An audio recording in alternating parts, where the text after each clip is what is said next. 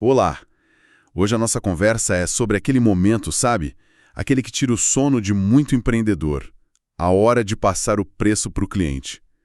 Parece uma coisa simples, né? É só falar um número, mas na prática é quase uma arte, uma etapa super estratégica que decide se a gente fecha uma venda ou ouve aquele "vou pensar, obrigado". Exatamente. É um momento de altíssima tensão e, assim, a maioria das pessoas lida com ele do jeito errado ou quase que por instinto.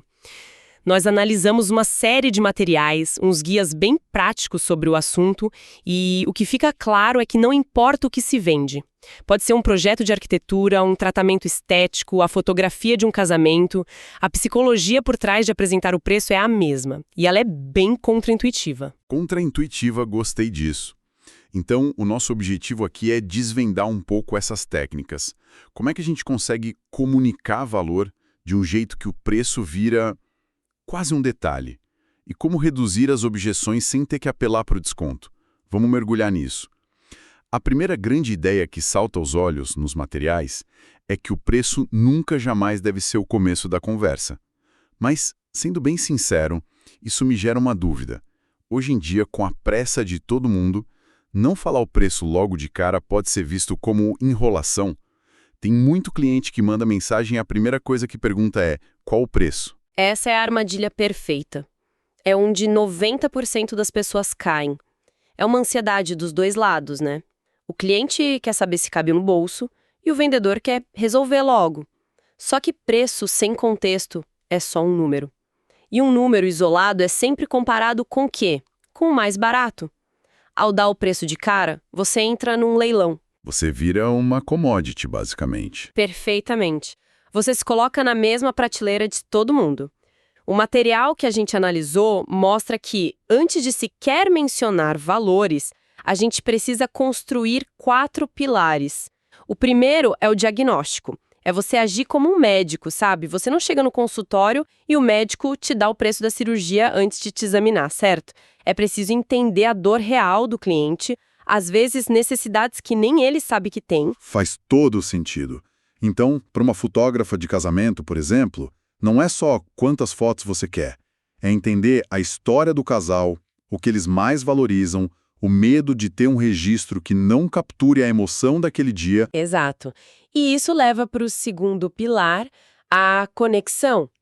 Você usa o que descobriu no diagnóstico para conectar a sua solução com o desejo mais profundo ou, o que é mais poderoso ainda, com o medo de perder algo.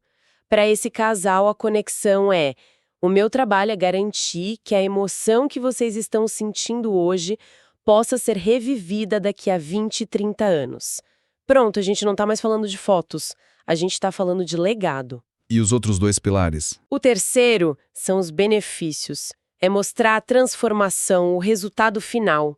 Não é entrego 500 fotos tratadas, e sim você terá um álbum que conta a história do dia mais importante da sua vida de uma forma que vai emocionar seus filhos um dia. E por último, a segurança.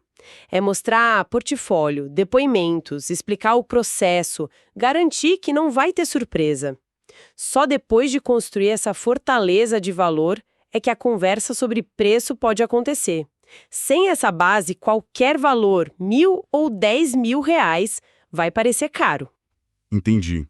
A ficha que cai para mim é que o preço não é uma etiqueta. É a conclusão de uma história que você contou antes. O que me leva para outro ponto que os materiais destacam e que parece quase um truque de PNL, sabe? A troca de uma única palavra. Falam para nunca usar preço ou custo, e sim investimento. Isso não corre o risco de soar um pouco forçado, como um jargão de vendedor que todo mundo já conhece? Corre. E muito se for usado do jeito errado. É uma ferramenta poderosa, mas com um pré-requisito. Você precisa ter feito o trabalho de casa que a gente acabou de falar. Se você não construiu valor, não fez diagnóstico, não criou conexão, e aí soltam o investimento é X, soa falso. Soa como técnica barata. A pessoa pensa, lá vem o vendedor com o truquezinho dele. Então a palavra só funciona se a percepção de valor for real. Exatamente. A neurociência por trás disso é fascinante. As palavras preço e custo ativam no cérebro a mesma área associada à dor física. É a dor de pagar, sabe? De perder um recurso. É o dinheiro indo embora. A palavra investimento, por outro lado, aciona áreas ligadas ao planejamento futuro, ao ganho, ao retorno. Você muda o enquadramento mental da conversa de o que eu perco agora para o que eu ganho no futuro. E isso se aplica a tudo. Para a loja de ferramentas, não é o custo da furadeira. É o investimento numa máquina que vai te fazer trabalhar mais rápido e com mais qualidade. A perspectiva muda na hora. E essa mudança prepara o terreno para a próxima etapa, que é como você apresenta o número em si. A recomendação é sempre apresentar em 2 formatos, um na sequência do outro.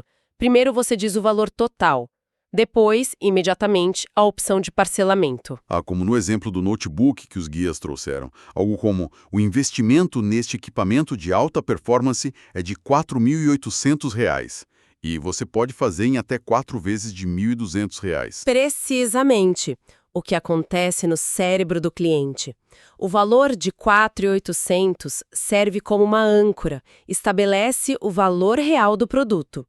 Mas a mente humana, que busca o caminho de menor resistência, se agarra imediatamente ao valor da parcela.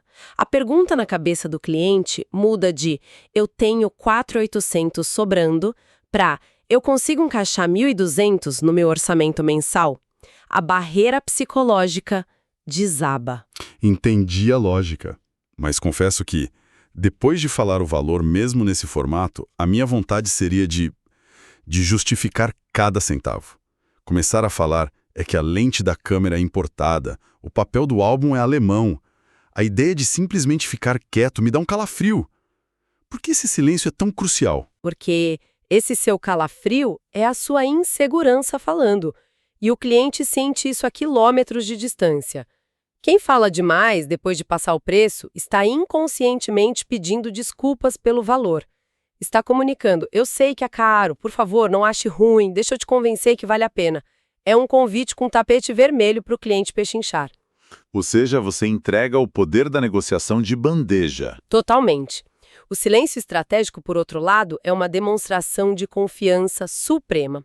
É você dizendo: "eu fiz meu diagnóstico, te mostrei o valor, te apresentei a solução e este é o investimento justo por essa transformação.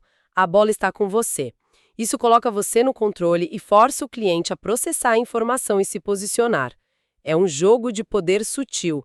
Quem fala primeiro depois do preço perde. E enquanto o cliente processa nesse silêncio desconfortável, outra técnica que os guias mencionam já pode ter sido usada para facilitar, né? A ancoragem. Como isso funciona na prática? Vamos voltar para o caso da fotógrafa. Como ela poderia usar a ancoragem? Ancoragem é criar um ponto de referência, para que o seu investimento pareça mais razoável ou até uma barganha. A fotógrafa tem algumas opções. A primeira é a comparação de mercado. Ela poderia dizer: "olha, casais que buscam esse nível de qualidade, com segundo fotógrafo e álbum impresso, costumam investir entre R$ 8.000 e R$ 10.000 com profissionais aqui na região. O meu pacote mais completo, com tudo isso, tem um investimento de R$ 7.200. Ela criou uma âncora nos valores mais altos. O preço dela, que talvez parecesse alto isoladamente, agora soa como uma oportunidade inteligente. Exato. Outra forma que eu acho ainda mais poderosa é ancorar no custo da inação, ou na alternativa inferior. Ela poderia perguntar: vocês já pensaram no risco de contratar alguém menos experiente e as fotos mais importantes do dia, como a entrada da noiva, a troca de alianças, não ficarem boas? Esse é um momento que não volta? Ela não está ancorando em preço, mas no custo emocional de uma má escolha. Isso é muito forte. Você cria um contraste que faz o cliente perceber que a decisão não é sobre gastar, mas sobre investir na tranquilidade, na certeza do resultado. E todas essas técnicas, a linguagem, o silêncio, a ancoragem, nada disso funciona se não houver um pilar mestre sustentando tudo: a autoridade. O cliente só aceita o seu processo e o seu preço se ele confiar em você como um especialista. E essa autoridade não se inventa na hora, né? Ela é construída. É um trabalho contínuo. É a fotógrafa que mostra álbuns casamentos reais com depoimentos emocionados. É a profissional de estética que, durante o diagnóstico, explica com didatismo a ciência por trás do tratamento. É o vendedor da loja de ferramentas que demonstra um conhecimento técnico tão profundo que o cliente se sente seguro. A autoridade é o antídoto para o medo do cliente, e o medo é o maior assassino de vendas que existe. Certo. Então vamos para o momento da verdade. Você fez tudo certo, construiu o valor, usou a palavra investimento, ancorou, ficou em silêncio. E mesmo assim o cliente vira e solta a frase que todo mundo teme. Nossa, mas está caro. E aí? O que os materiais dizem que é a abordagem correta? A primeira regra, escrita em letras garrafais, é: não entre em pânico, não entre na defensiva e, pelo amor de Deus, não ofereça um desconto imediato. Fazer isso é como confessar um crime. Você basicamente diz para o cliente: você tem razão, meu preço estava inflado e eu estava tentando levar vantagem. Você destrói toda a autoridade que construiu. Então a objeção está caro raramente é sobre o dinheiro em si. Em mais de 20 anos lidando com negócios, eu posso dizer que quase nunca é. Está caro é um código. Geralmente significa uma de duas coisas. Ou o valor que você me apresentou ainda não ficou claro o suficiente para justificar esse investimento, ou eu tenho medo de pagar e não ter o resultado que você prometeu.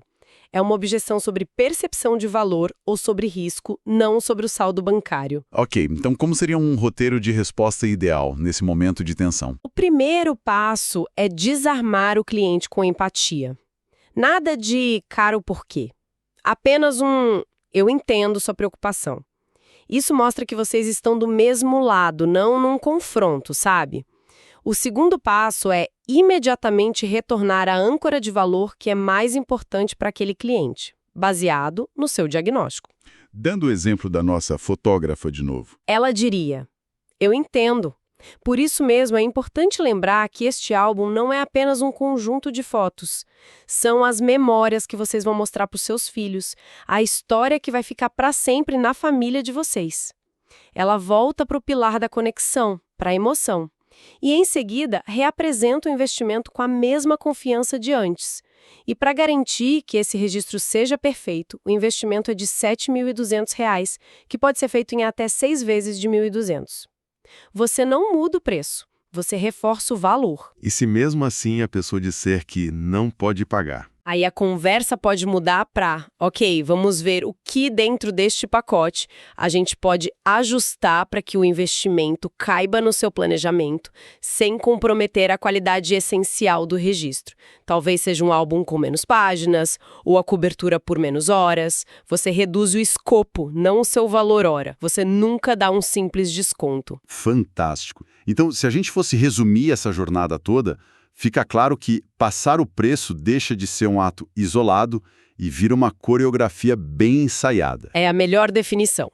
Os materiais convergem para um fluxo que funciona como uma história, né? Você começa como um detetive investigando a dor real no diagnóstico. Depois vira um conector mostrando como a sua solução se liga aos sonhos e medos do cliente. Em seguida, atua como um professor explicando os benefícios, construindo autoridade. E só no final, quando o valor já é uma percepção quase física, você se torna o apresentador do investimento. E aí, o silêncio total. A apresentação do preço vira uma consequência natural, não um susto. Muda completamente o jogo. A gente sai do papel de tirador de pedido e se torna um consultor de confiança. Exatamente. A venda é só o resultado de um processo de construção de valor bem feito. Fica muito claro que a confiança na sua própria solução é talvez o produto mais importante que a gente vende. Se você não acredita no seu preço, se você hesita ao falar, o cliente vai ser o primeiro a duvidar. Perfeito. E para deixar uma reflexão final, os materiais que a gente analisou se concentram muito nesse momento da conversa, na apresentação do preço em si. Mas a provocação que eu deixo é: e se esse trabalho começasse muito antes? Como assim? Em que momento? Em todo o marketing do negócio. Como o seu site, o seu perfil no Instagram, os seus anúncios, já podem começar a fazer esse trabalho de diagnóstico, de construção de valor e de autoridade. Como você pode usar seu conteúdo para educar o cliente a ponto de que quando ele finalmente entra em contato para uma conversa, ele já chegue com 80% da percepção de valor construída. A conversa sobre o preço, nesse cenário, vira uma mera formalidade. A venda não começa no oi. Ela começa muito antes. Uma ótima pergunta para se pensar. E para quem busca aplicar essas e outras estratégias de forma estruturada e com acompanhamento para fazer o negócio crescer, os materiais mencionam a mentoria marketing para negócios. É um apoio para quem quer sair do improviso e ter um método. A ideia é justamente ajudar as empresas a construírem esse valor de forma consistente, para que a conversa sobre preço se torne a parte mais fácil da venda. Para saber mais, o contato é pelo WhatsApp 17 99709 0062. Fica a dica.